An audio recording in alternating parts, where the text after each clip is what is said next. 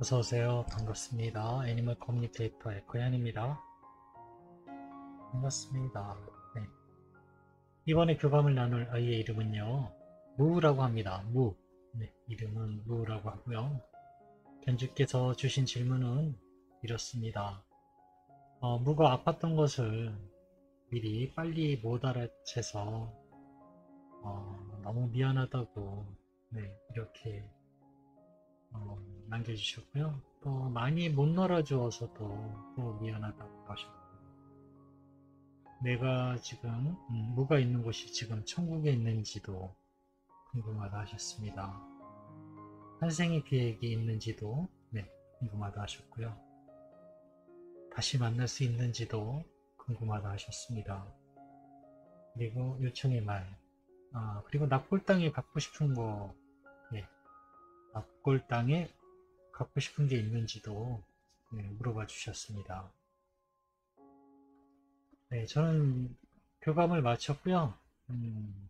교감 나눈 내용을 여러분들과 함께 네, 나눠보도록 하겠습니다. 가장 먼저 보이는 장면은요, 바닷가 근처 항구 또는 배가 정박할 수 있는 예를 들면 유람선 같은 유람선이 정박해서 지나가는 또는 어떤 그런 걸 보통 배가 멈췄다가 가는 곳을 항구라고 하잖아요. 아마 그런 근처에서 산책을 하는 기쁨과 호기심? 그런 것들이 전해지고 있어요. 왜 그렇게 보이냐면요. 갈매기가 보였거든요. 그리고 배가 정박하는 그런 느낌을 받고 있어요. 그리고 거기에 냄새도 아이가 호기심을 굉장히 많이 느끼는 것이 일단 먼저 보였습니다. 그리고 다음 장면은요, 아이가 지금 문을 여는 건지, 열어달라고 떼쓰는 건지, 두 발로 문을 긁는 건지, 미는 건지 잘 모르겠지만요. 이 아이는 어쨌든 지금 그런 상황이 있는데, 문이 닫혀 있는 것을 싫어합니다. 문이 닫혀 있는 것을 되게 싫어해요. 그 장면이 보이고 있습니다. 뭔가 문을 긁는 건지 미는 거 중간쯤일까요? 지금 그렇게 보이고 있어요. 그리고 그게 너무 싫은 거예요.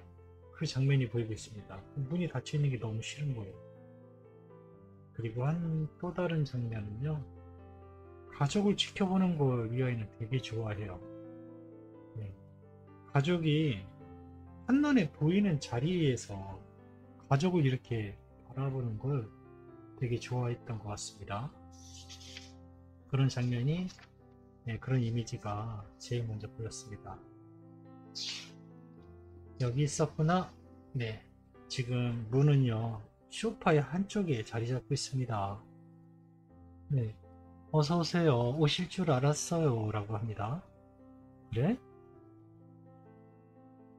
다행이에요. 라고 합니다. 뭐가? 뭐가 다행이야? 라고 물어보니까요. 엄마와 가족에게 조금이라도 저의 소식을 전하고 떠날 수 있게 돼서요. 라고 합니다. 그러면 엄마가 저의 소식을 들으면 조금 덜 힘들 수 있으니까요. 라고 하고 있거든요. 목소리는요, 10대 후반? 고등학생 정도의 목소리로 들리고 있어요. 어, 네. 고등학생 정도의 목소리. 무에게서 느껴지는 성격은요, 좀 여러 가지가 느껴지긴 하는데요. 전체적으로 보면 굉장히 순하긴 하지만은 사람을 피하는 성격입니다. 그리고 경계도 많이 해요. 아마 가까이 가려 사람한테 모르는 사람에게 가까이 가려 하지 않았을 거예요. 친해지기 위해서는 굉장히 많은 노력이 필요한 아이였던 것 같습니다. 그런데 그게 아기 때와 아이가 어느 정도 좀 자라고 나서 한 5살 이후부터가 굉장히 많이 달라요. 그 성격이 많이 다르게 느껴지고 있거든요. 어쨌든 가족 이해에는요, 만지기가 어려웠던 아이인 것 같아요. 음. 엄마가 뭐 얘기 알고 싶고 궁금하신 것이 있다고 그 만나봐 달라고 부탁하셨어. 꼭 전해달라고 부탁하신 메시지도 가지고 왔어 라고 제가 무를 만나기 위해서 방문한 목적을 무에게 전했습니다. 엄마는 무가 아픈 것을 빨리 알아채지 못해서 너무 미안하다고 하시는데 라고 주신 질문을 물어보았습니다. 나도 몰랐으니 엄마도 모르는 것이 당연했어요. 증상은 있었는지 모르겠지만 나도 고통을 못 알아챈 걸요. 엄마의 탓이 아니에요. 그리고 그 점에 대해서 엄마를 미워하거나 원망해 본 적도 없습니다. 저에게 병은 소리 없이 찾아온 것이에요. 괜찮습니다. 이렇게 전해주었습니다. 엄마가 많이 못 놀아주어서 미안하다고도 하시는데 나는 만족했는데 충분히 즐거웠어요. 엄마는 만족하지 못하셨군요. 나에게 놀이는 모든 것이 전부 놀이였습니다. 산책도 놀이였어요. 밥을 기다리고 있는 것도 놀이였고요. 엄마가 불러주는 것도 저에겐 놀이의 하나였습니다. 엄마의 뒤를 따라다니는 것도 재미있었고요.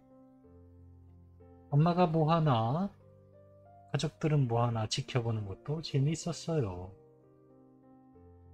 엄마는 나를 늘 궁금하게 하는 재미있는 분이었습니다.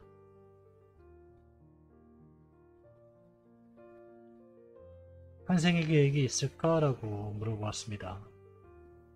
엄마에게 전해줄 말이 있다면 환생에 대해서 어떤 것이라도 좋으니까 전해줄 말이 있다면 잘 부탁해 라고 물어보았습니다. 내가 지상에 처음 온 것은 아니라는 것을 알고 있습니다. 그렇기에 이번처럼 다시 오게 될 거라는 것도 알고 있습니다. 그러나 지금 언제 다시 오는지는 알고 있지 않아요.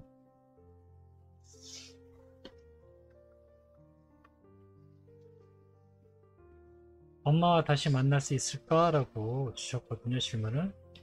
똑같이 물어보았습니다. 엄마를 다시 만나게 될까? 이렇게요.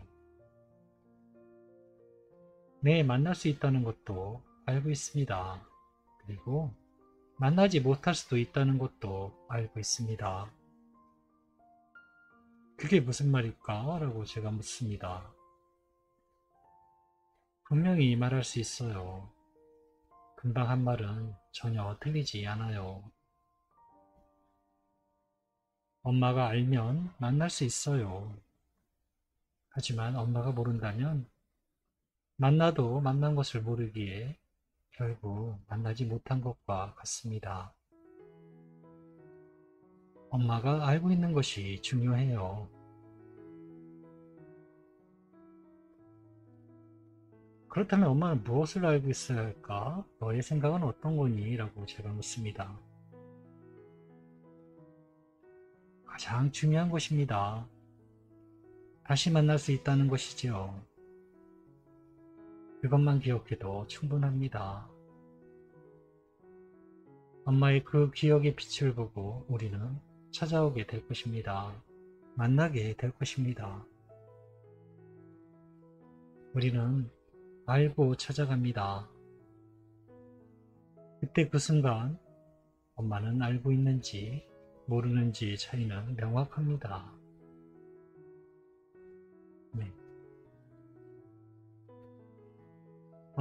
또 다른 질문으로는요. 지금 있는 곳이 천국이라는 질문을 주셨는데요. 현재는 지금 네, 집에 머물러 있는 상태이기 때문에 질문을 다시 약간 바꿔서 물어보았습니다. 앞으로 내가 이제 갈 곳은 천국일까? 라고 물어보았습니다. 우린 다 한 곳으로 가게 돼요. 다른 여러 곳으로 흩어지지 않습니다. 그곳엔 우리가 쉴 수 있는 모든 것이 다 있어요. 다음 계획을 준비할 수 있는 모든 것들이 준비되어 있지요.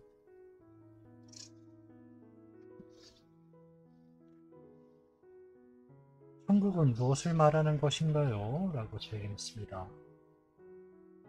고통 없고 평화로운 그런 곳이 아닐까? 라고 제가 이야기했더니요. 분명 그런 곳입니다. 그리고 준비하는 곳이기도 합니다.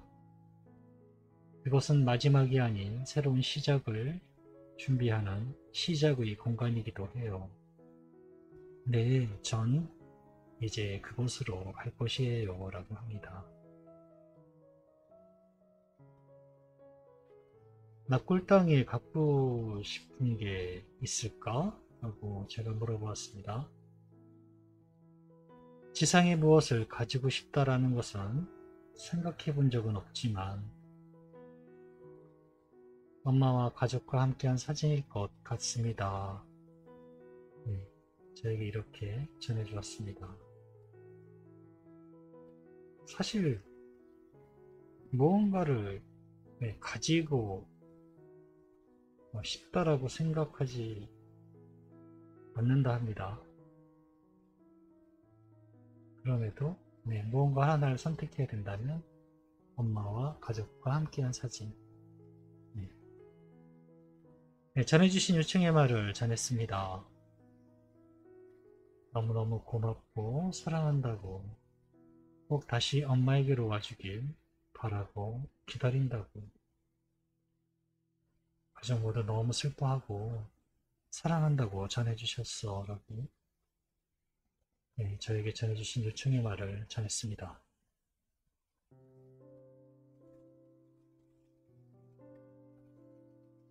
슬퍼하지 않으셔도 됩니다. 제가 다시 갈 거니까요. 엄마가 기다린다고 했으니까요. 다시 갈 이유가 생겼잖아요. 이젠 슬퍼하지 않아도 되겠죠? 저도 이 말을 전하게 돼서 얼마나 다행이고 기쁜지 모릅니다. 이젠 엄마가 확실히 알게 되신 거니까요.